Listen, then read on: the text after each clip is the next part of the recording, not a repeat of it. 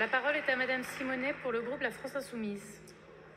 Et une ristourne fiscale de plus pour celles et ceux qui n'en ont pas besoin.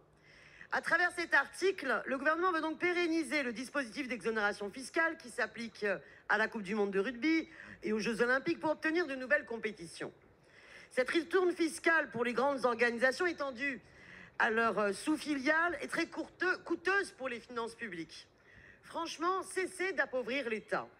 On sait par exemple qu'elle a coûté 65 millions d'euros. 65 millions d'euros offerts à l'UEFA en 2016, dont 60 millions d'euros d'exonération de l'impôt sur les sociétés. Mais alors pour les JO 2024, selon Bercy, il est impossible de chiffrer en amont le coût pour les finances publiques de ces exonérations fiscales. C'est-à-dire que le gouvernement offre des cadeaux fiscaux aux entreprises sans aucune visibilité du coût final pour les finances publiques. En gros, c'est des cadeaux fiscaux à l'aveugle. Il faut cesser, je le répète, d'appauvrir l'État. Au lieu de faire encore une fois ces chèques en blanc aux entreprises du secteur sans aucune exigence et contrepartie, vous feriez mieux de vous préoccuper, par exemple, de la fraude patronale à grande échelle sur les chantiers des Jeux Olympiques et les conditions de travail sur site. En témoigne l'enquête pour travail dissimulé en bande organisée, ouverte cet été contre un sous-traitant de la Solidéo. Dans cette affaire, la fraude aux cotisations patronales devrait atteindre 6 à 8 millions d'euros.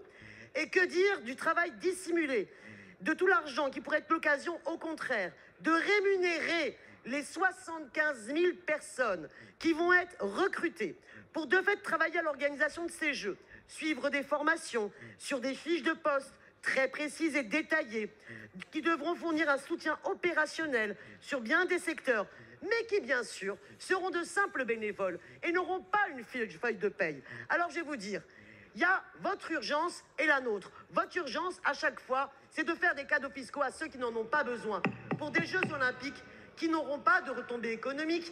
Et je peux vous dire que les plus écologiques seront encore ceux qui n'auront pas lieu. Votez contre cet article 4. Merci.